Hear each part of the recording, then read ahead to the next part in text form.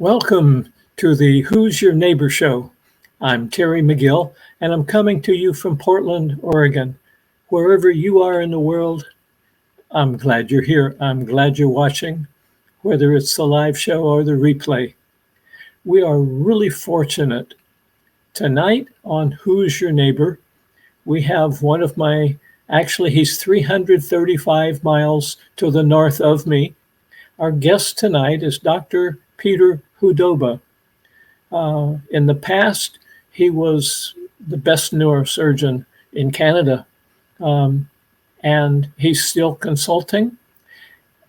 At the same time, since around the year 2000, he's been first for 8 years the president and CEO of Shaw Research Foundation. He is still the chief researcher. And with that, I don't want to tell any more until we bring Dr. Hudoba here where you can see him and hear him. Welcome, Dr. Peter. It is so good to have you on the show. Thank you. Glad to be here. So you've been directing or participating or leading the research for Shaw Research Foundation. That's about 22 years now, isn't it? Yes, it is. The time flies too fast. So how many different research studies have you conducted? Probably somewhere about 16, 18. These years we had projects with different professionals. It has been a very busy and exciting time. About 16, 18 studies. And some of them are 2 and 3 years long? Yes, we just finished one which was 10 years long. Wow. Mm-hmm. Well, I happen to have with me a copy of Shen Medicine, the book that you published, I believe it was 2019. At least I have an autographed copy. And it was dated in 2019. And you describe some of the research in there. And to me, it's so interesting that as a neurosurgeon, as a medical doctor, and yet you've always, I was rereading some of the book this today, and you were talking about learning physiology and some of the other medical terms that I can't recall, and you learn the insides of cells and how they interact, and then you, what's it called when you open the body up and look at the parts? But you always had a question. And so you started doing this research to learn what? What is it that is your chief desire? That's a wonderful question. When I was young, still a boy, I always wanted to be a doctor since I was very little child. And I was fascinated by reading books about doctors, the famous doctors in the history. And once I chanced upon Hippocrates. I was reading a story of Hippocrates, and he is considered the father of our conventional medicine. That's now traditional medicine in Europe and in Northern America, and conventional medicine as we know it, hospitals and everything. So he is a father of it. But I learned in that book, and then verifies through my readings through the years, that he was not just doctor, he was also a priest in the temple of the Asclepius, the god of medicine in ancient Greek and ancient Greece. And so he was doing surgeries, he was diagnosing, he actually classified illnesses in many ways that we even today are using. We are using his way, how he practiced medicine, we still do today. Until today is the same sequence of events. We take history, we do examination, we create the diagnosis, and we do a therapy, or what he used to do, therapia in Greece, Greek language. So at any rate, we are using many principles he put down, except that our modern medicine has completely removed from whatever we do, completely removed that spiritual aspect that he was offering to patients also. So he was treating the patients in the first hospital in Europe, which chanced to be a temple. And the patients would come to a temple and have a spiritual practices together with medical practices. There was no distinction. That was one package, if you will. And that has been my dream. That has been missing. That I am a doctor. I got a superb training in Europe and in Northern America. I benefited from both, but I still miss something else, and that is that spiritual aspect of the healing art. And that's the core of the research that you've been doing? Yes, that's a core. I was extremely lucky that in my life as a professional, I met giants, literally giants in medicine, who trained me, gave me the knowledge. Wow, I was so lucky, so fortunate. And then when I was ready, I made a giant in the spiritual healing, Dr. and Master Shah. And so he gave me that missing part, and it made me a complete being, because I can express my desire to help ill person in a complex way. So this doctor and Master Shah was trained as a Western medical doctor and then traditional medicine doctor also, wasn't he? Yeah, he was trained in the conventional medicine in China. He went to a medical school and went through all of it: anatomy, physiology, everything, like me. Yeah, in just in Chinese. And then he also took the training in the traditional Chinese medicine. And then one story that I remember hearing was that he had a lung condition, and he went back to his qigong master and he said, "Could you heal me? Can you help me?" And the master evidently went, and he said, "But how? You didn't teach us this." He said, "Same principle, different application." Is that the basis for what you're doing now in your research?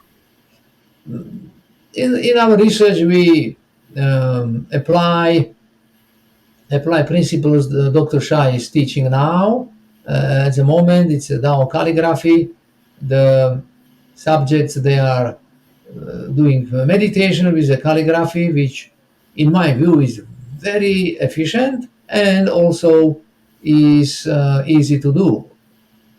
For modern people like me or you, it's not easy to do traditional way of meditation. I spent some time in Zen Buddhist monastery in California. It was tough to do the traditional Buddhist way or Vedic way. Those people 2,000 years ago, when they designed those meditations, they had a different minds as we do. There were no cell phones, there was no Instagram, there was no pager, there were no news, TV, like in America's 1,500 channels to choose from.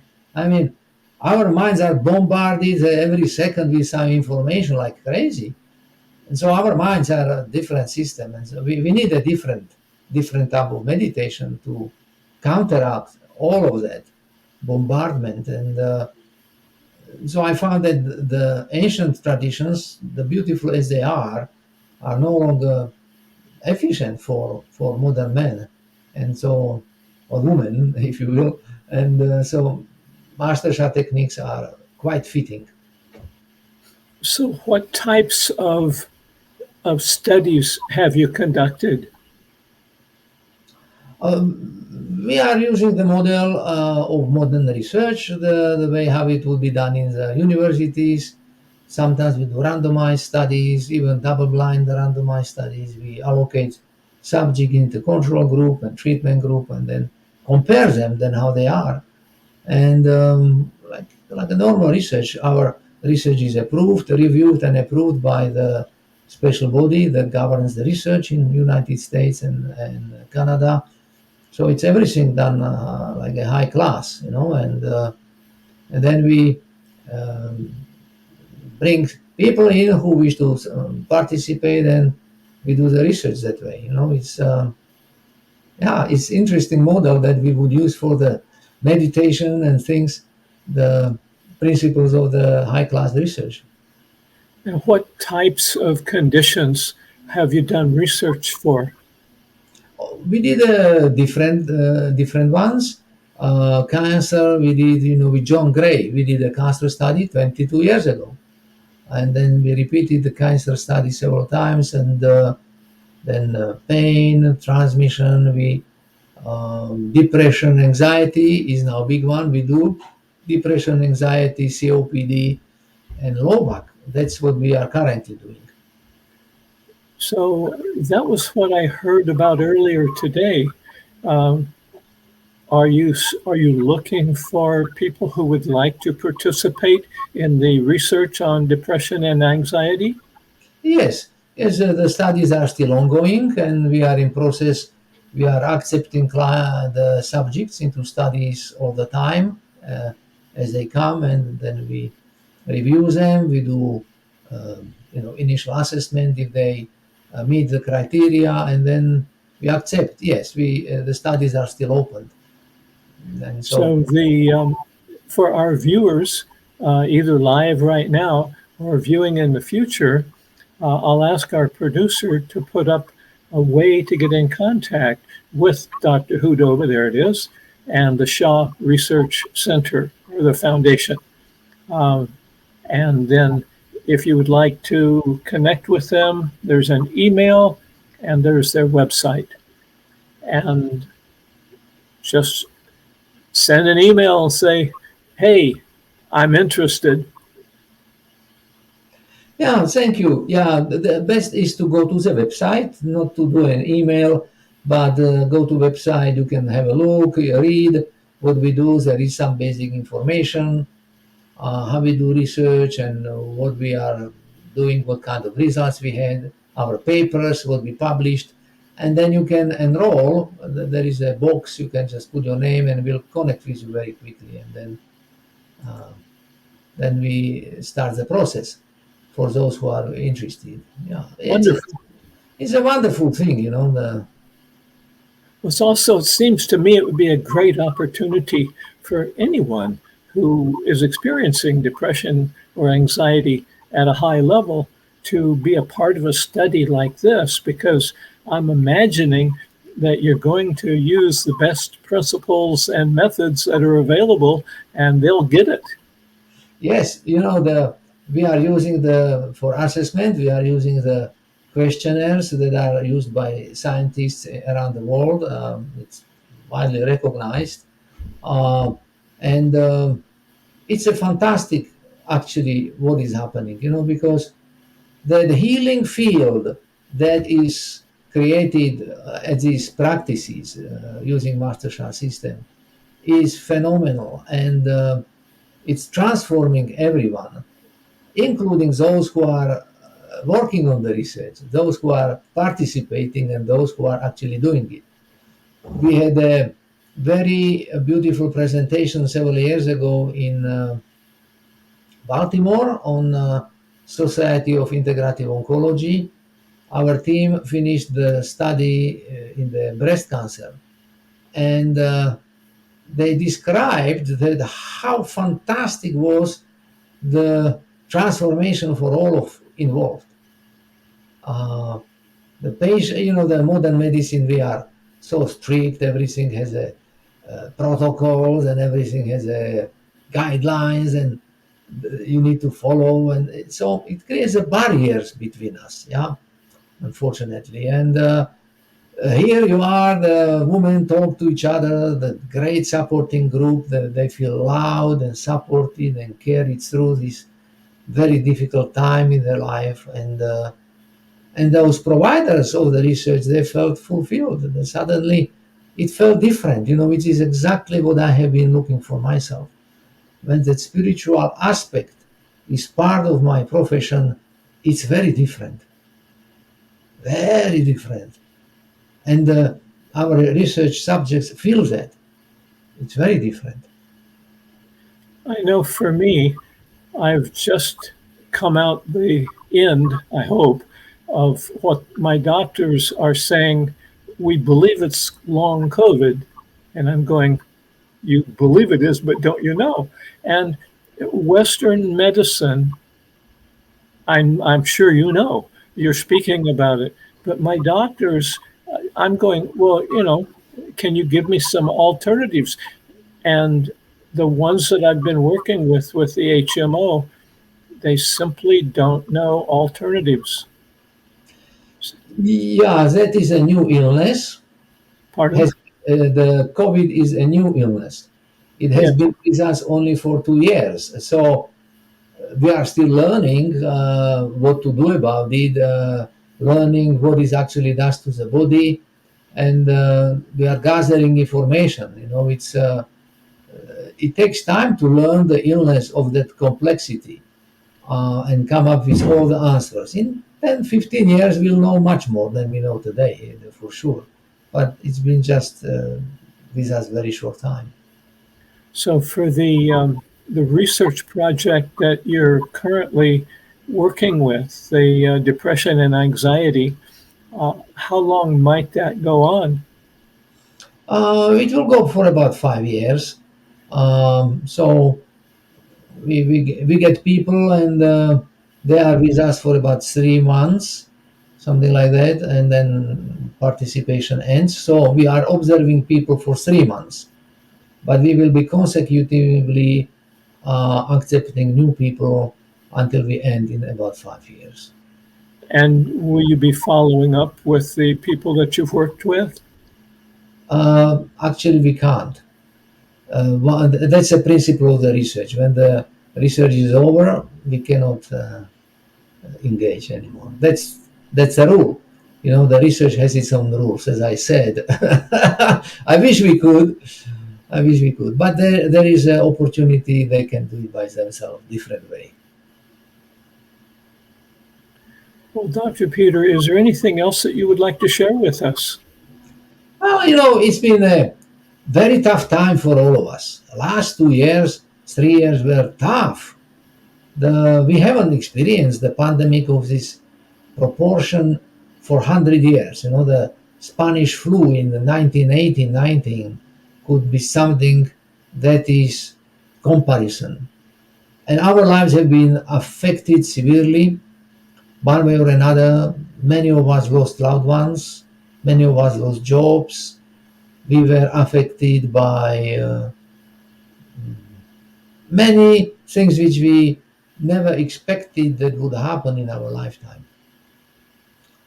That's unfortunate part of it. But the good part of it is that it brought the best out of us also. And for example, the way how the vaccine happened. One Chinese scientist sequenced the virus already in about February 2000. About 2 months in the pandemic was starting. He put it on the internet chat room, and his colleague from the chat room in Australia picked it up and finished the whole thing, then published it just totally for free. And then, before you know it, Moderna and Pfizer started to create the vaccine. And by July, they started clinical research. Uh, the, we put our hearts together around the world, thousands and thousands of people, and we came up with answers so quickly like never in the history. And the governments also have done something never done before. When there was pandemic in 1918 or in 1950s, there was another big epidemic, or almost pandemic. Governments didn't support anyone with money. People were just left on their own. And now governments spend horrendous money to give us support. So some unique good things have happened in that misery, that we pulled our hearts out and did it together. And then many people died, but comparing to Spanish flu, it's uncomparable. In Spanish flu, 30% of humanity died. Wow. And no, about 100 and no 30.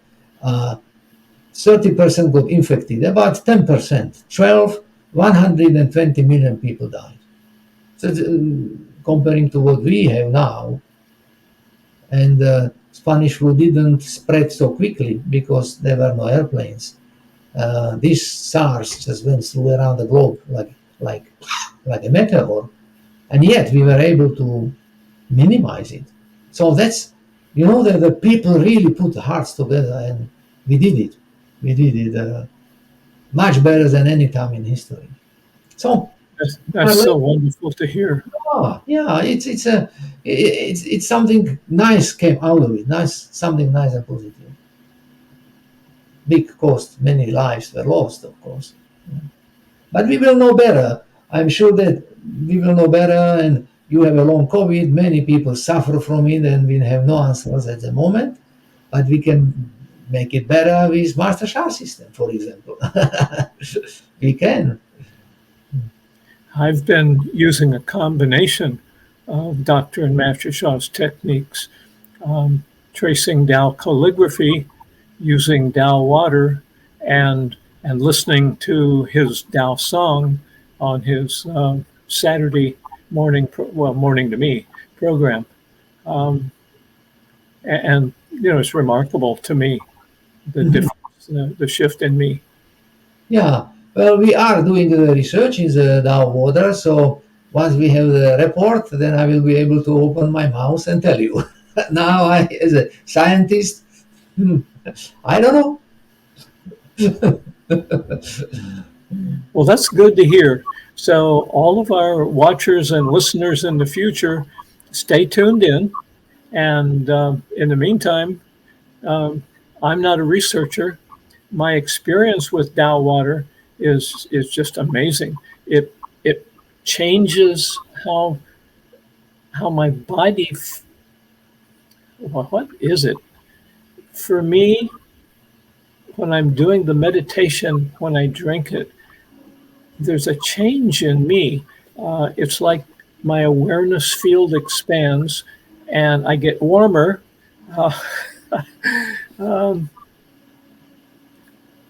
That's my story, and I'm sticking with it. Well, Dr. Peter, I'm so appreciating you taking time from your day to join us tonight, and I know you have probably dozens of things to do. So I want to say, for all of our viewers, and certainly for myself, thank you so much for being with us. And perhaps we can have you back again when you get unzipped.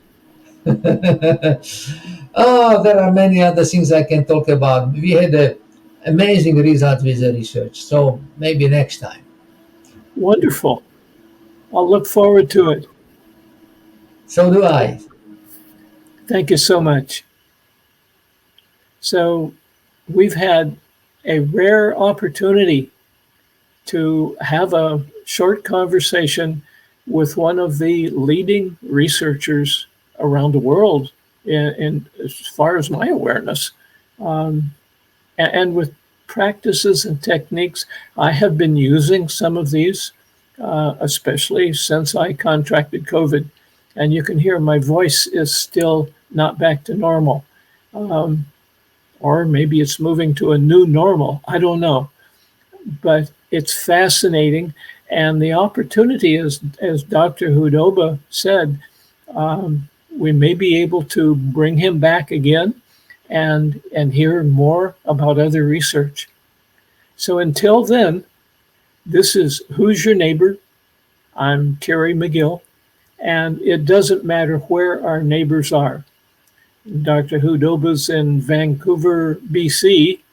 I'm in Portland, Oregon. Wherever you are around the world, we welcome you back every Tuesday night at 7:30 Pacific time. If you can't make it, no worries. Go to Facebook, stay on Facebook, come back again, and you'll be able to see the recording of this show and other ones and future ones. Until then, goodbye for now.